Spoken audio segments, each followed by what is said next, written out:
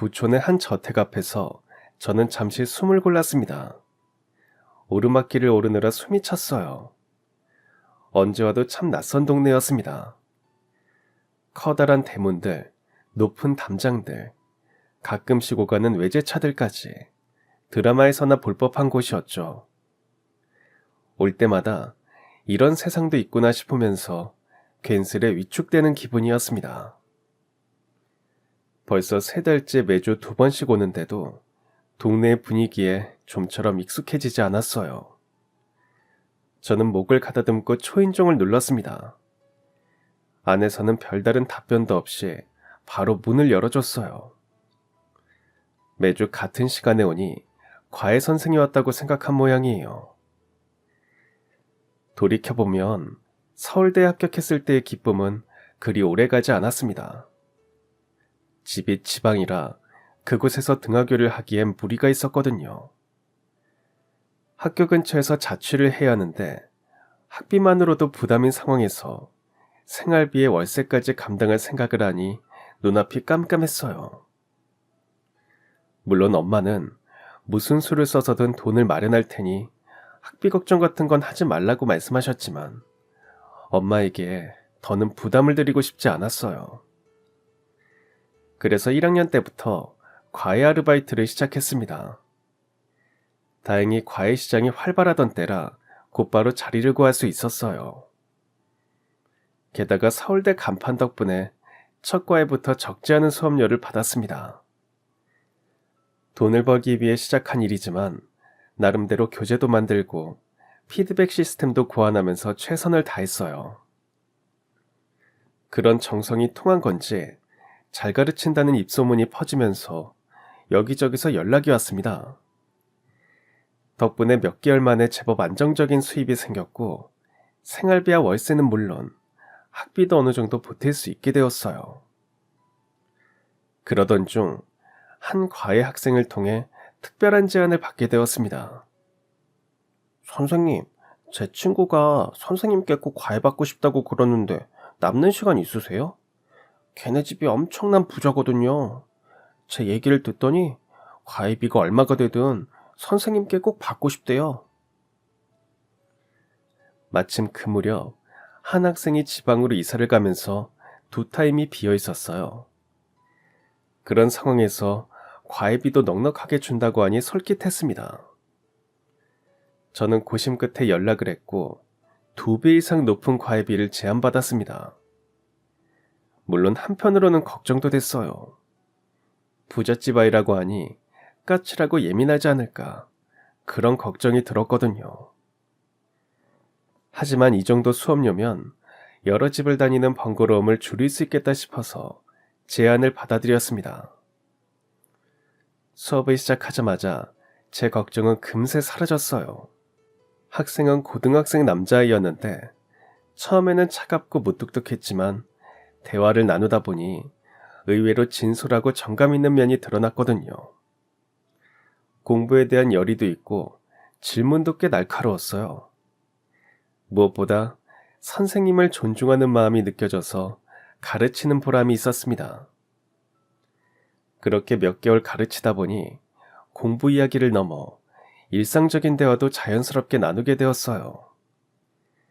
그날도 이런저런 이야기를 나누다가 학생이 집안 상황을 담담히 털어놓았습니다. 친구들은 제가 집이 잘 사니까 좋지 않냐고 하는데 꼭 그런 것만은 아니에요. 일단 가족들끼리 사이가 별로 안 좋거든요.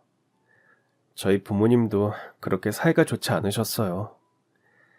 2분이 정략 결혼을 하셨거든요.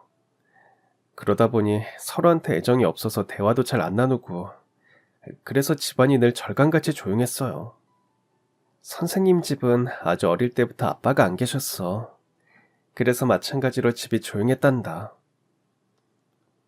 진짜요? 아, 그랬구나. 저는 솔직히 엄마보다 아빠가 더 좋았어요. 엄마는 차갑고 무뚝뚝해서 뭐랄까 기대기 힘든 스타일이거든요. 근데 아빠는 안 그랬어요. 제 이야기를 잘 들어주시고 제가 뭘 하면 응원하면서 묵묵히 지켜보셨거든요.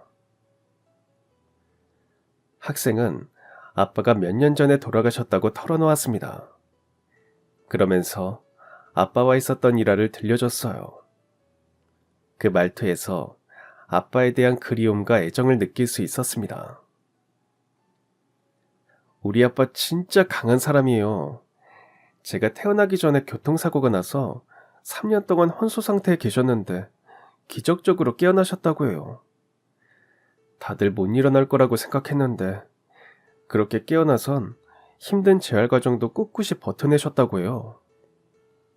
학생은 아빠가 마침내 건강을 회복하고 엄마와 만나 결혼한 일, 자신을 낳은 일, 주말마다 같이 등산을 다닌 일 등을 이야기해 주었어요.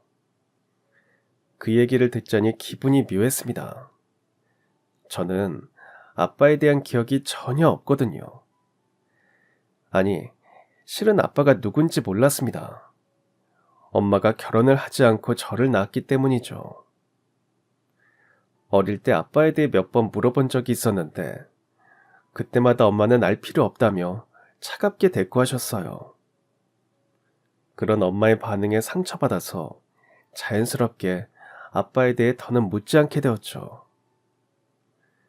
그래서인지 다른 사람이 아빠에 대해 얘기하는 걸 들으면 기분이 묘했습니다. 남학생의 이야기를 들으면서는 부러움을 느낀 것 같아요. 지금은 비록 아버지가 안 계시지만 그 전에 소중한 추억을 많이 쌓았고 그걸 회상할 수 있다는 게 부러웠습니다. 한참 돌아가신 아버지에 대해 얘기하던 학생은 책상 서랍에서 아버지와 함께 찍은 사진을 꺼내서 보여주었어요. 사진 속에는 초등학생 정도 되어 보이는 남학생과 한 남자가 다정하게 어깨동무를 하고 있었어요. 강직한 인상의 남성은 정면을 보면서 부드럽게 웃고 있었습니다. 그런데 그 모습이 낯설지 않았어요. 이 사람이 네 아버지라고? 학생은 제 물음에 맞다고 답했습니다. 저는 한동안 아무 말도 못하고 사진 속 남자를 응시했어요. 사진 속 남자의 얼굴이 엄마의 오래된 짐 속에서 우연히 발견한 사진 속 인물과 놀랍도록 닮아 있었기 때문이죠. 단순한 우연의 일치인지 숨겨진 진실이 드러난 것인지 그때만 해도 짐작하지 못했습니다. 그 사진 속에 엄청난 진실이 숨어 있다는 것도 말이죠. 앞서 얘기한 것처럼 저는 아빠에 대한 기억이 전혀 없습니다. 미혼모의 아이로 태어났기 때문이죠.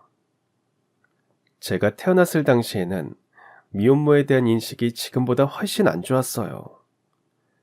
결혼하지 않고 아이를 낳았다는 이유만으로 주변에서 손가락질을 하고 뒷말이 끊이지 않았죠. 한 번은 동네 슈퍼에서 아주머니들이 모여 수근거리는 소리를 듣기도 했습니다. 아니 어떻게 살았길래 아빠도 없이 애를 낳아? 저런 사람이 여자 망신은 다 시키고 다니지. 에휴. 어린 제 귀에도 수근거림이 생생하게 들렸어요. 엄마는 새빨개진 얼굴로 고개를 숙였다가 이내 저와 눈이 마주치고는 당당하게 고개를 들었습니다. 그렇게 제 앞에선 꿋꿋한 모습을 보여주려 늘 노력하셨어요. 엄마는 제가 아주 어릴 때부터 일을 하셨어요. 식당 설거지부터 청소, 공장일까지 가리지 않고 하셨죠. 아침 일찍 나가서 밤늦게 들어오는 날이 많았습니다. 지친 몸으로 들어오셔서는 항상 저를 품에 꼭 안으셨어요. 엄마가 저를 안아줄 때마다 저도 하루 종일 엄마를 못 본 그리움을 채웠습니다. 엄마가 하루 종일 일하시는 동안 저는 이곳저곳을 전전했어요. 타가소에서 지내기도 하고 이웃 아주머니 집에서 지내기도 하고 할머니 집에서 지내기도 했죠. 이런 이유로 유치원도 일찍부터 다니게 됐어요. 그러던 어느 날 일이 터졌습니다. 아마 6살 무렵이었을 거예요. 유치원에서 아빠에 대한 수업을 했습니다. 친구들이 하나둘씩 자리에서 일어나서 아빠 자랑을 하기 시작했어요. 우리 아빠는 엄청 키가 커 우리 아빠는 힘이 아주 세. 저마다 자랑을 하고는 뿌듯한 표정으로 다시 자리에 앉았죠. 드디어 제 차례가 됐는데 저는 꿀먹은 벙어리처럼 아무 말도 못했어요. 그러다 모두의 시선이 저에게 쏠리자 왕 하고 울음을 터뜨렸죠. 그날 처음으로 우리 집에 아빠가 없다는 사실이 크게 다가왔어요. 그래서 집에 오자마자 외할머니에게 물었어요. 할머니, 우리 아빠는 어디 있어? 왜 나는 아빠가 없어? 아이고, 딱한 것. 이 어린 게 뭔 죄가 있겠어. 아휴. 아빠가 어디 있는지는 얘기 안 하시고 할머니는 그 말만 반복했어요. 저는 엄마가 올 때까지 기다렸습니다. 그리고 엄마가 오자마자 얼른 달려가서 물었어요. 엄마, 아빠는 어디 있어? 왜 우리 집엔 아빠가 없어? 그런 거 알 필요 없어. 더는 묻지 말고 얼른 자. 그날은 책도 안 읽어주셨어요. 저는 왜 안 알려주냐, 아빠는 어디 있냐 칭얼거리며 보채다가 그렇게 잠이 들었습니다. 그러다 이상한 소리에 잠에서 깨어났어요. 엄마는 방에 없었습니다. 열린 문틈으로 거실을 내다보니 베개로 얼굴을 감추고 흐느끼며 울고 계셨어요. 엄마의 가늘게 떨리는 어깨와 억눌린 흐느낌 소리를 들으면서 아주 어린 나이였지만 직감적으로 알았습니다. 엄마도 많이 아파하고 있다는 걸요. 그때부터 저는 아빠에 대한 질문을 속으로 삼키게 되었습니다. 그렇게 감추려 해도 아빠의 부재는 문득문득 저희 모녀를 아프게 했어요. 초등학교 운동회 날도 그랬습니다. 다른 아이들은 엄마 아빠와 함께 돗자리를 펴고 도시락을 먹었지만 저는 엄마와 단둘이 구석에 앉아 있었어요. 도시락 반찬도 다른 집에 비하면 단촐했습니다. 하지만 저는 바쁜 시간을 쪼개서 엄마가 와줬다는 사실만으로 기뻤어요. 그러다 아빠와 함께하는 2인 삼각 달리기가 시작되면 엄마나 저나 운동장 쪽으로 눈길을 돌리지 않았어요. 아빠와 함께 달리는 친구들의 모습이 보고 싶었지만 행여 부러운 눈길로 바라보면 그 모습을 보고 엄마가 마음 아파할까봐 시합이 진행되는 내내 바닥만 쳐다봤습니다. 다행히 아빠와 함께하는 행사는 초등학교를 졸업하면서 공식적으로 끝이 났습니다. 제가 중학교에 올라간 뒤부터 엄마는 제 공부에 부쩍 신경 쓰셨어요. 학원은 못 보내도 필요한 교재는 어떻게든 사주려고 노력하셨죠. 그러다 제 성적이 조금 떨어지자 헌책방에 가서 직접 참고서와 문제집을 여러 권 사오시기도 했어요. 시험 기간이 되면 제가 잘 때까지 엄마도 졸린 눈을 비비며 곁을 지켰습니다. 고된 노동 끝에 눈이 풀린 상태에서도 엄마는 공부하는 제 옆에서 꿋꿋이 책을 읽으셨어요. 그런 엄마에게 보답하기 위해 저도 더욱 열심히 공부했습니다. 비싼 학원엔 다닐 수 없으니 학교를 마치면 곧장 가까운 도서관으로 향했어요. 그렇게 몇 년 동안 집과 도서관을 오가다 보니 천천히 성적이 오르기 시작했습니다. 그러다 고3 첫 모의고사에서 상위권을 찍자 담임 선생님이 저에게 서울대 도전을 권유하셨어요. 그 말에 저는 더욱 악착같이 공부했습니다. 수능 당일 떨리는 마음으로 시험을 치르고 집으로 돌아왔어요. 답안이 공개되자마자 얼른 점수를 채점해 보았습니다. 결과는 전 과목 1등급이었어요. 저는 신중하게 학과를 골랐고 꿈에 그리던 서울대에 합격했습니다. 엄마에게 전화로 이 사실을 알렸을 때 엄마는 한참 동안 말을 잇지 못하셨어요. 엄마 왜 울어? 기쁜 일이잖아. 그래, 기쁘지. 너무 기쁘고 고마워서 그래. 우리 딸 정말 장하다. 그날 엄마와 저는 모처럼 외식을 했습니다. 고깃집에 가서 고기를 실컷 구워 먹었어요. 그날만큼은 저나 엄마나 세상을 다 가진 기분이었습니다. 하지만 곧바로 여러 현실적 문제가 다가왔어요. 당장 등록금과 학비를 마련해야 했습니다. 게다가 집과 학교가 워낙 멀어서 학교 근처에서 자취를 해야 했어요. 그러다 보니 보증금이며 월세며 돈 들 일이 계속 생겼습니다. 서울대 합격하기만 하면 모든 게 해결될 줄 알았는데 막상 대학에 합격하고 나니 풀어야 할 문제들이 산더미였어요. 하지만 엄마는 의연하게 상황에 대처했습니다.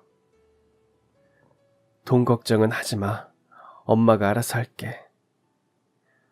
그러더니 며칠 만에 몇백만 원을 마련하셨어요. 알고 보니 제가 태어난 후 있는 돈 없는 돈 탈탈 모아서 제 학비를 저금해 오셨다고 해요. 적어도 첫 학기 등록금만은 모으자는 일념으로 먹는 것 입는 것 아껴가며 모은 돈이었어요. 그 낡은 통장을 보는데 저도 모르게 눈물이 핑 돌았습니다. 그 돈으로 다행히 등록금에 보증금까지 낼 수 있었어요. 입학식을 앞두고 저는 자취 준비를 위해 짐을 하나둘 챙겼습니다. 그러다 오래된 짐 속에서 우연히 낡은 사진 한 장을 발견했어요. 사진 속엔 젊은 시절의 엄마가 담겨 있었어요. 그런데 혼자가 아니었습니다. 한 남자와 다정하게 팔짱을 끼고 있었어요. 엄마와 남자는 서로를 바라보며 환하게 웃고 있었어요. 저는 사진을 보자마자 직감적으로 알아차렸습니다. 사진 속 이 남자가 우리 아빠구나 하고요. 하지만 엄마에게 바로 물어보진 못했어요. 선뜻 용기가 나지 않았습니다. 결국 고민하다가 사진을 몰래 챙겨서 서울로 올라왔어요. 언젠가 기회가 되면 물어봐야겠다고 생각하면서 말이죠. 그런데 지금 이 순간 과외 학생이 보여준 사진 속 남자가 제가 몰래 챙긴 그 낡은 사진 속 남자와 놀랍도록 닮아 있었던 겁니다. 단순한 닮은 꼴인 걸까? 아니면 숨겨진 다른 진실이 있는 걸까? 머릿속이 복잡해지면서 가슴이 요동치기 시작했어요. 저도 모르게 펜을 든 손이 바르르 떨렸습니다. 그날 집으로 돌아가는 내내 머릿속이 복잡했어요. 우연의 일치일 수도 있다고, 세상에 닮은 사람이 어디 한둘이냐고, 스스로를 달래보려 했지만 소용없었습니다. 가슴 깊은 곳에서는 또 다른 목소리가 들려왔어요. 이건 결코 우연의 일치가 아니라는 외침이었죠. 마침 다음날이 주말이라 저는 본가로 내려갔어요. 제가 내려온다는 소식을 듣고 엄마는 아침부터 제가 좋아하는 음식을 잔뜩 해놓고 기다리고 계셨습니다. 저는 엄마의 권유로 식탁 앞에 앉았어요.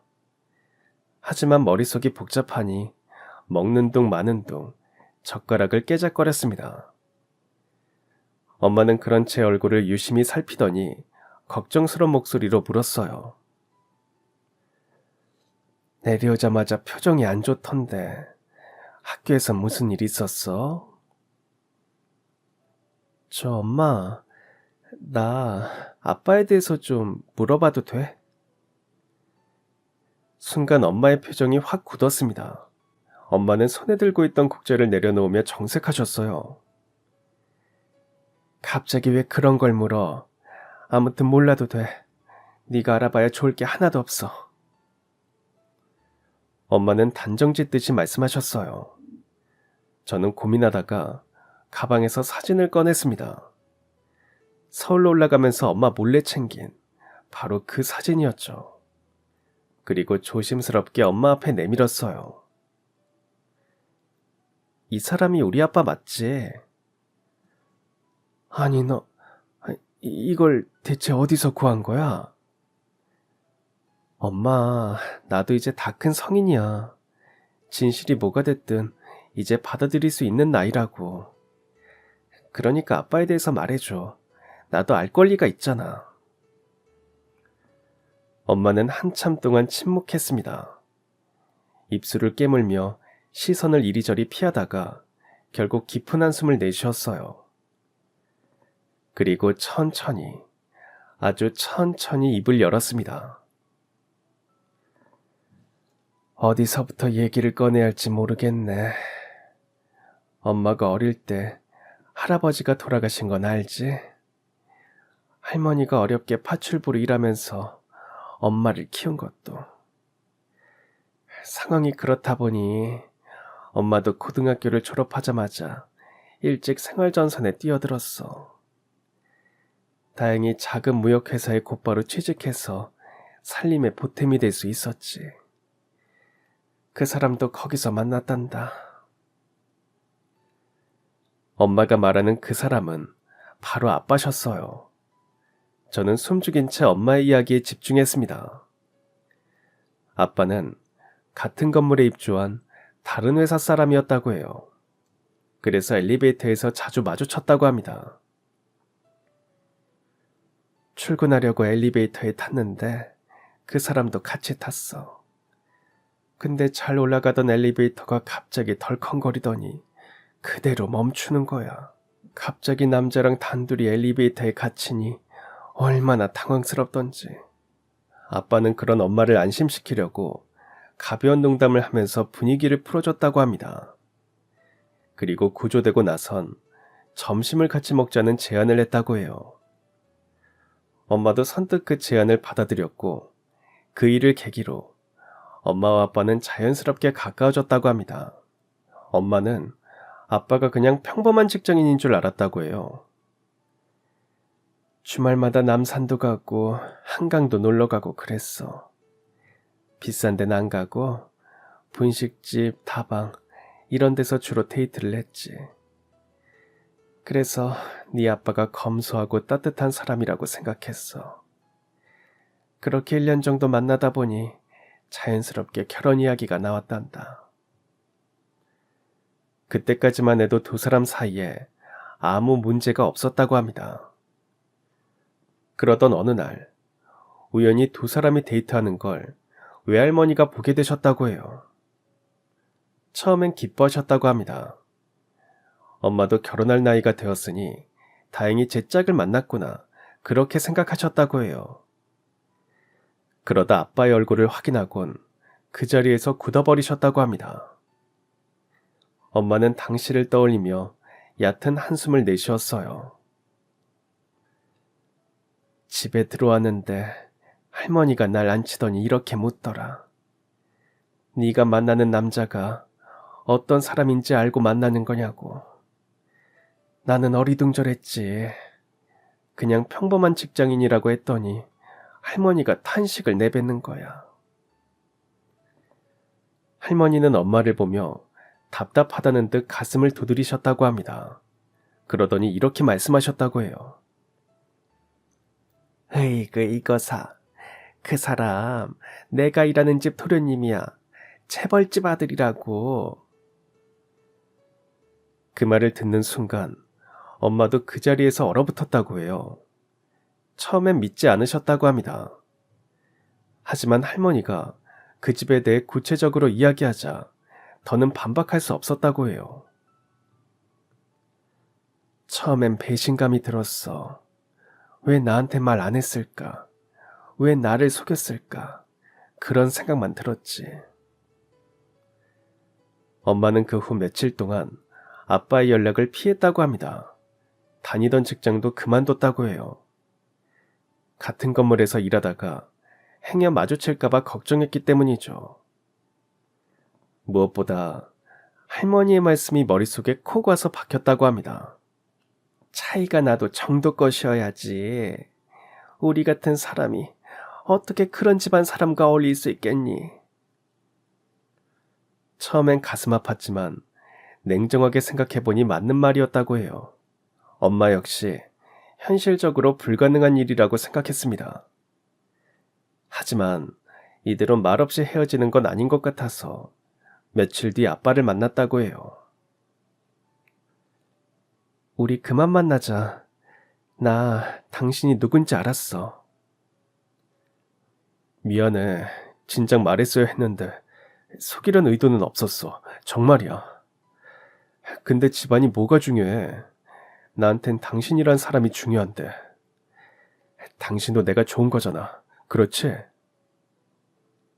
그건 이상적인 얘기지. 현실은 달라. 당신 집에서도 절대 허락하지 않을 거야. 나 당신 없이 못 살아. 내가 다 알아서 할게. 한 번만 나를 믿어주면 안 될까? 그렇게까지 말하니 엄마도 차갑게 내칠 수 없었다고 해요. 결국 엄마와 아빠는 다시 만나게 됐고 그때부터 온갖 고난이 시작됐다고 합니다. 할머니는 곧바로 해고당했고 며칠 지나지 않아 그 집 사모님이 엄마를 찾아왔다고 합니다. 그러더니 경멸 어린 시선으로 돈 봉투를 내밀었다고 해요.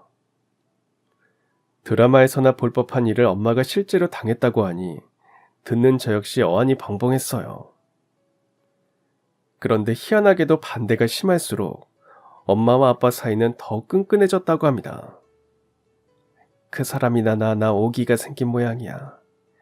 내 인생은 내가 알아서 하겠다고 양쪽 부모님께 선언하고 정면으로 맞서기 시작했지.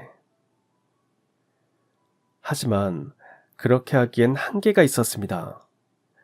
결국 엄마와 아빠는 사랑의 도피를 결심했다고 해요. 엄마와 아빠는 양가 가족들이 마음을 돌릴 때까지 지방에 내려가 있기로 했습니다. 서울역에서 만나기로 했어. 날짜랑 시간도 정했지.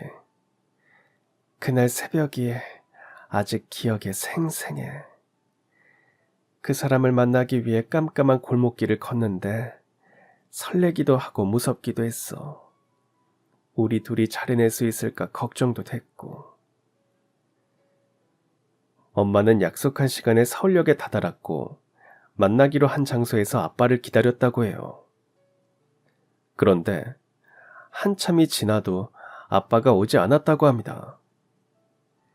그때는 핸드폰도 없었으니 달리 연락할 수단이 없었다고 해요. 아빠네 집에 전화할 생각은 차마 하지 못했죠.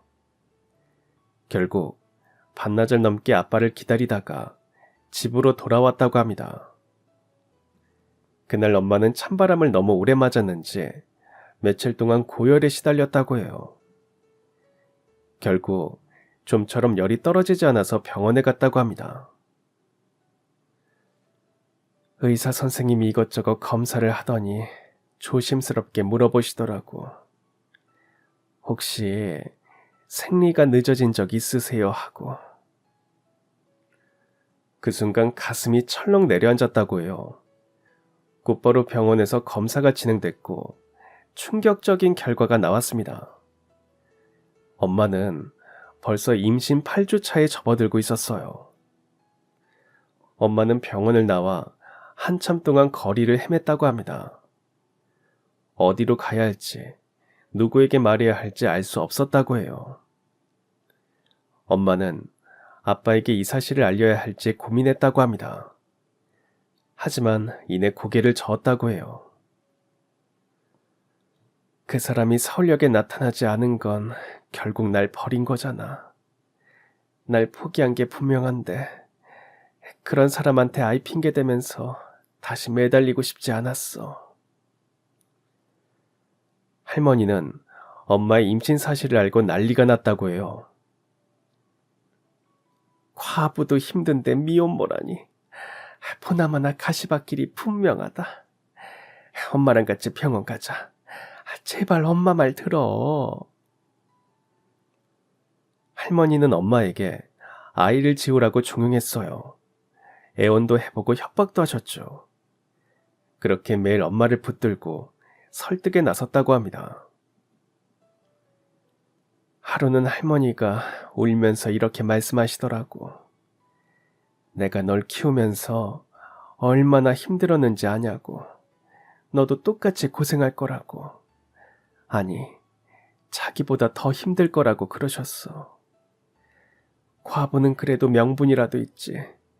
미혼모는 세상이 용납하지 않는다고 흐느껴 오셨지. 물론 할머니의 말씀이 전혀 틀린 말은 아니었어요. 지금도 그렇지만 그땐 미혼모에 대한 인식이 더욱 안 좋았으니까요. 네가 얼마나 손가락질 받을지 생각해봐. 동네 사람들 입에 오르내리고 어딜 가든 뒷말을 듣고 진짜 그렇게 살고 싶은 거야? 엄마 역시 할머니의 말을 들으면서 아이를 낳을지 말지 고민했다고 해요. 좀처럼 결정을 내리지 못하고 며칠을 뜬 눈으로 지새웠다고 합니다. 날 버린 남자의 아이를 낳아서 꼭 키워야 할까? 그런 생각도 들었어. 그 사람 얼굴이 떠오를 때마다 화가 나고 원망스러웠거든. 왜 나를 버린 걸까? 왜 약속을 지키지 않은 걸까? 마음이 너무 복잡했어. 이 아이를 낳으면 내 인생은 어떻게 될까? 아이는 또 얼마나 힘들게 살까? 그런 생각들이 머릿속을 떠나지 않았거든. 하지만 배가 조금씩 불러오는 걸 느낄 때마다 신기했어. 이 안에서 생명이 자라고 있다는 게. 그러다 문득 이런 생각이 들더라고. 그 사람의 아이이기도 하지만 동시에 내 아이이기도 하잖아. 내 뱃속에서 자라고 있는 내 핏줄인데 이걸 어떻게 포기해. 결국 엄마는 아이를 낳기로 결심했습니다. 할머니한테도 말씀드렸다고 해요. 할머니는 그 말을 듣고 펑펑 우셨다고 합니다. 그러고는 엄마를 꼭 안아주셨다고 해요. 그래, 네가 그렇게까지 결심했다는데 어쩌겠니? 엄마가 옆에서 도와줄게. 우리 함께 이겨내자. 엄마 역시 그렇게 말하는 할머니를 마주 앉고 펑펑 울었다고 합니다. 배가 점점 불러오자 엄마는 할머니의 만류에도 불구하고 홀로 지방으로 내려갔어요. 할머니가 나 때문에 손가락질 받는 걸 보고 싶지 않았어. 할머니도 평생 고생만 하셨는데 미혼모 딸 때문에 망신당하면 안 된다고 생각했거든. 그렇게 아무도 날 모르는 동네에 가서 작은 방을 하나 얻었어. 그곳에서 혼자 출산을 준비했어. 엄마는 남은 돈으로 최소한의 생활을 했다고 합니다. 그러면서 저에 대한 미안함을 드러냈습니다. 남들은 태교도 하고 그런다는데 엄마는 음악도 못 듣고 책도 못 읽었어. 그저 배를 쓰다듬으면서 이런저런 이야기를 해주는 게 전부였지. 아가야, 엄마가 많이 부족하지만 사랑은 듬뿍 줄게. 그러니 건강하게만 나와줘. 이렇게 말이야. 그러면서 엄마는 옅게 웃었습니다. 저 역시 마주 웃었어요. 그 사이 드디어 산달이 다가왔고 아침부터 극심한 산통이 찾아왔다고 합니다. 출산 때도 병원비가 걱정돼서 집으로 조산사를 불렀다고 합니다. 당시를 떠올리며 엄마는 몸을 떨었어요. 정말 힘들었어. 진통이 시작됐는데 병원은 못 가고 낯선 조산사 하나만 믿고 방바닥에서 널 낳았거든. 너무 무서웠어. 이러다 내가 죽는 건 아닐까? 아기가 위험한 건 아닐까? 그런 생각들이 머릿속을 맴돌았거든. 하지만 그저 버틸 수밖에 없었지. 그런데 참 신기하지. 네가 세상에 나와서 울음소리를 내는 순간 그 모든 게 잊혀지더라고. 조산사가 널 내 품에 안겨줬을 때 그렇게 예쁠 수가 없었어. 작은 손, 작은 발, 온몸이 다 사랑스러웠단다. 엄마는 산후조리도 제대로 하지 못했다고 해요.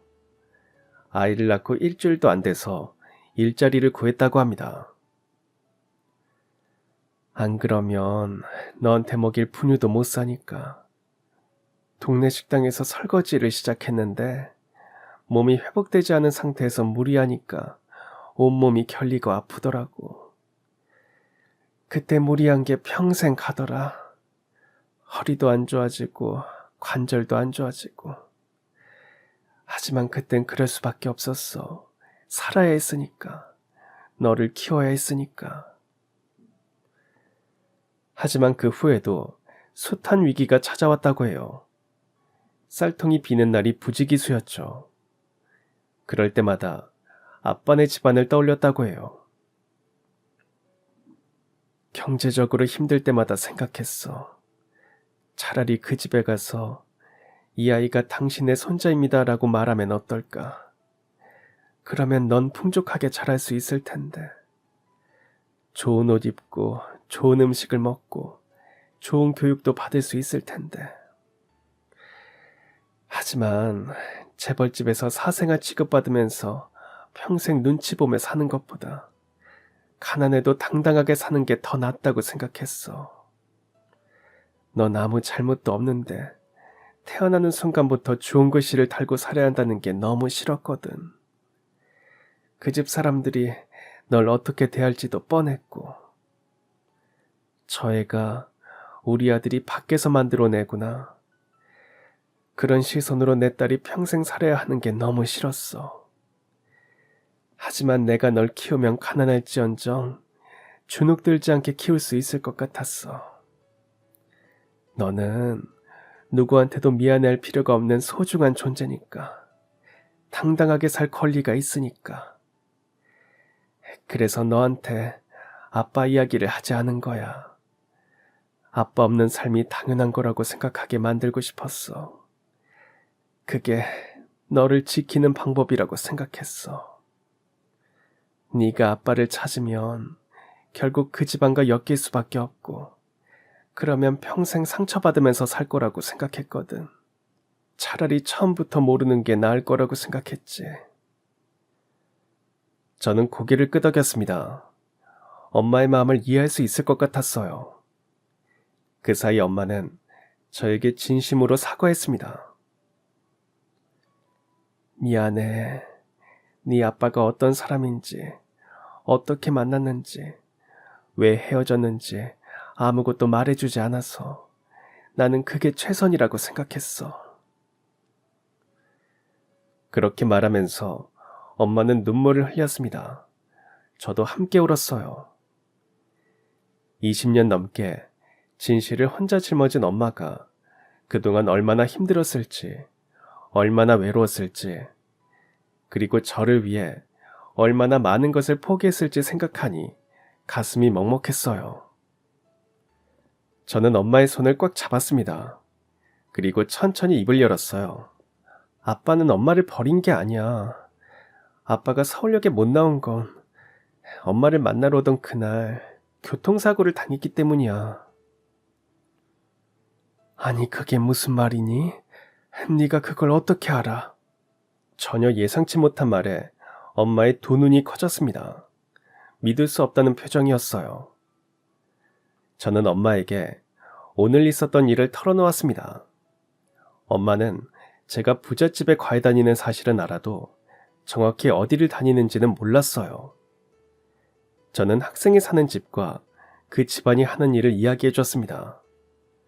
엄마는 제 이야기를 듣고는 소스라치게 놀랐어요. 오늘 그 학생이 아빠 사진을 보여줬는데 엄마가 갖고 있던 사진 속 남자랑 똑같았어. 그 학생이 아빠에 대해 얘기하는데 자기 아빠가 엄청 강한 사람이었다고 그러더라고. 자기가 태어나기 전에 큰 교통사고를 당해서 혼수 상태에 빠졌는데 가까스로 깨어났다고.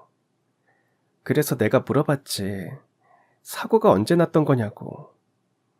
그랬더니 1980년대 중반 겨울이라고 하더라. 엄마가 말한 그 시기랑 맞아떨어지지. 엄마는 넋이 나간 사람처럼 중얼거리며 고개를 끄덕였습니다. 그 사람이 날 버린 게 아니었다고? 맞아. 아빤 약속을 안 지킨 게 아니야. 지킬 수 없었던 거지. 그동안 줄곧 버림받았다고 생각했는데 그게 아니었다니. 그간의 슬픔과 서러움이 한꺼번에 몰려온 듯 엄마의 두 뺨으로 연신 눈물이 흘러내렸어요. 저는 엄마의 감정이 어느 정도 가라앉을 때까지 기다렸습니다. 운명의 장난도 아니고 하필 그 집에 과외를 하러 가게 되다니. 20년 넘게 그 사람을 원망하면서 살았는데 날 버렸다고, 약속을 어겼다고 그렇게 생각하면서 살았는데. 엄마 잘못이 아니야.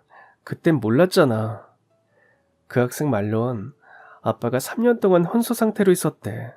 그래서 아빠가 깨어났을 땐 엄마가 연락처도 바꾸고 지방으로 가버린 뒤였을 거야. 찾으려고 해도 방법이 없었겠지. 게다가 아빠는 엄마가 임신한 사실을 몰랐잖아. 그러니까 더 적극적으로 찾지 못했을 거야. 약속한 날에 나가지 못하고 무려 3년이라는 시간이 흘렀으니 그 사이 엄마 상황이 어떻게 바뀌었을지 몰랐을 겁니다. 혹 다른 사람이 생겼다면 자신의 등장이 도리어 폐가 될 수도 있겠다고 생각했겠죠. 저는 조심스럽게 말을 이어갔습니다. 그 후 아빠는 집에서 정해준 사람이랑 정략 결혼을 했대. 학생이 그러더라고. 부모님이 평생 사랑 없이 살았다고.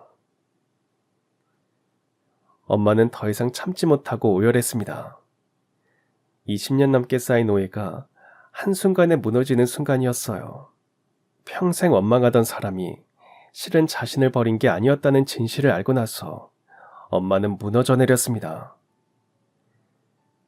만약 내가 그 집에 연락해봤다면, 그랬다면 진실을 알 수도 있었을 텐데. 그땐 어쩔 수 없었어. 엄마도 상처받았고 혼란스러웠잖아.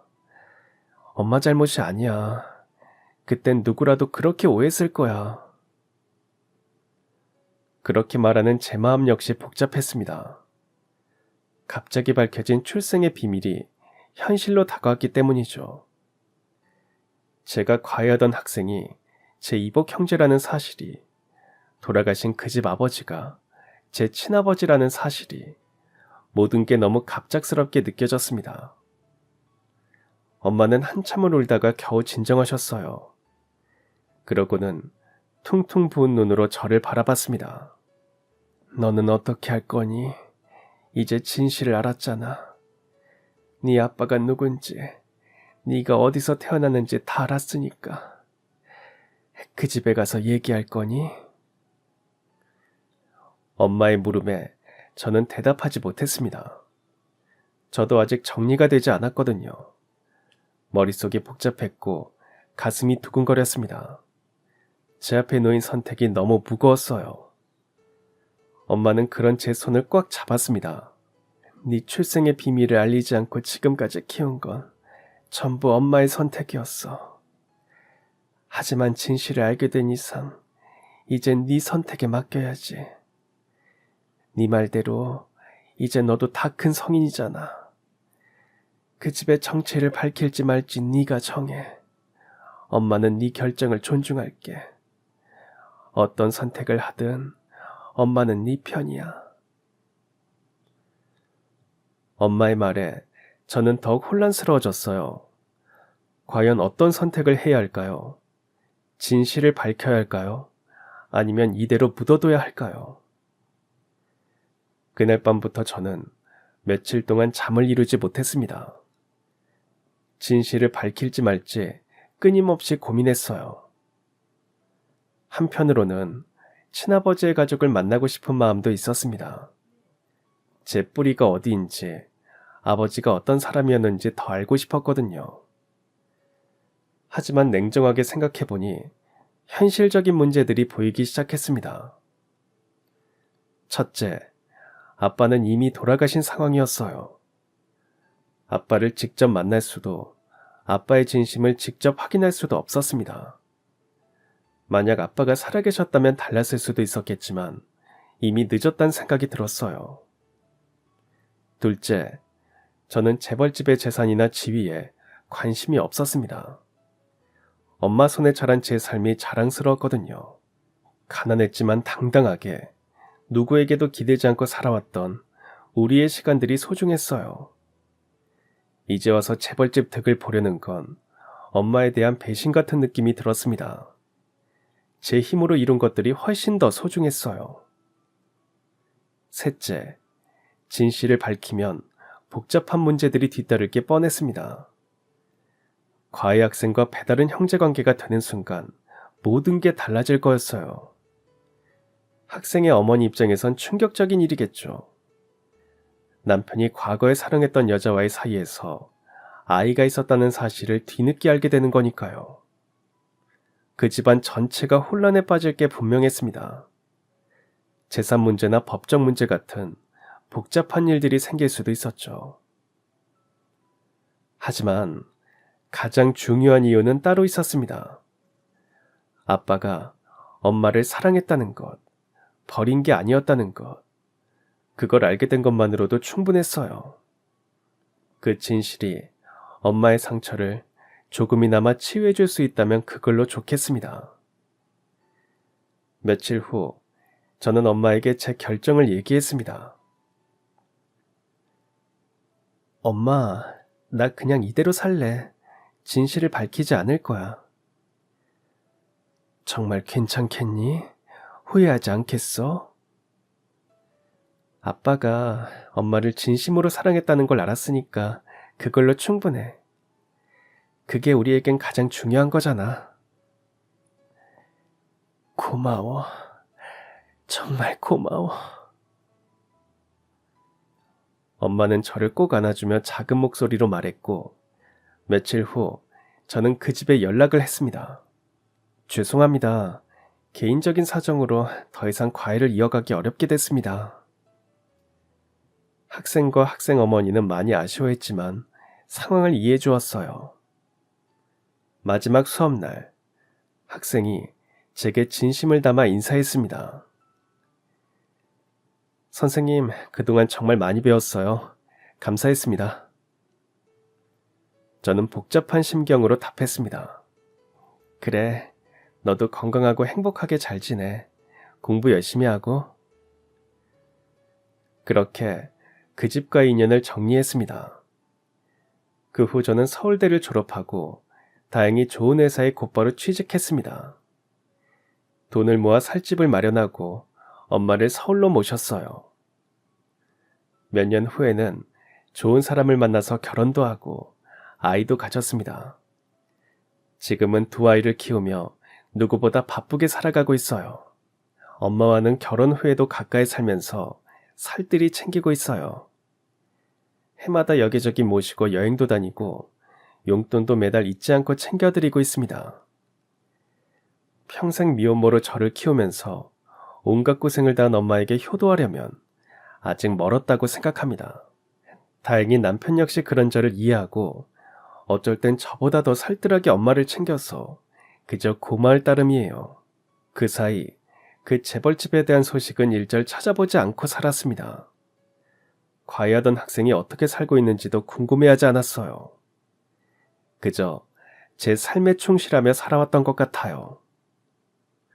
그러다 얼마 전 회사에서 점심시간에 뉴스를 보다가 우연히 그 회사의 부도 소식을 접했습니다. 한때 재벌로 군림했던 집안이 몰락했다는 내용이었어요. 순간 20년 전 기억들이 주마등처럼 스쳐 지나갔습니다. 과외 학생의 얼굴, 아빠의 사진, 엄마의 눈물. 만약 그때 진실을 밝혔더라면 지금 어떻게 됐을까 하는 생각이 스쳐 지나갔어요. 하지만 지금껏 후회한 적은 없습니다. 오히려 그때의 제 선택이 옳았다고 확신해요. 만약 그때 진실을 밝혔다면 저 역시 그 몰락의 소용돌이에 휘말렸을지 모르니까요. 복잡한 법적 다툼이나 재산 문제에 시달렸을 수도 있고요. 지나고 보니 정말 드라마에서나 볼 법한 일을 겪었네요. 미혼모의 딸로 태어나 우연히 친아버지의 아들을 과외하게 되고 출생의 비밀을 알게 되다니. 하지만 진실을 묻어둔 덕분에 지금 이렇게 평범하게 살 수 있다고 생각합니다. 아빠의 진심을 알게 된 것만으로도 엄마와 저에게는 충분했어요. 아빠가 엄마를 사랑했다는 것, 버린 게 아니었다는 것, 그 진실이 엄마의 20년 넘은 상처를 조금이나마 치유해줬으니까요. 지금도 가끔 서랍 깊숙이 보관해둔 아빠 사진을 꺼내봅니다. 젊은 시절의 아빠와 엄마가 행복하게 웃고 있는 그 사진을. 그리고 속으로 인사합니다. 아빠, 행복하게 사셨기를 바랍니다. 그리고 엄마를 사랑해 주셔서 감사합니다. 남들처럼 평범한 삶, 그게 저에게는 가장 큰 축복이라는 것을 이제는 압니다. 드라마 같은 반전이 있었지만 결국 선택한 건 평범한 일상이었어요. 그리고 그 선택을 지금도 후회하지 않습니다. 제 사연은 이걸로 마치겠습니다. 긴 이야기 들어주셔서 감사합니다. 그럼 지금까지 사연 들어주셔서 감사합니다. 사연이 재밌으셨다면 구독과 좋아요 부탁드려요. 감사합니다. 안녕히 계세요.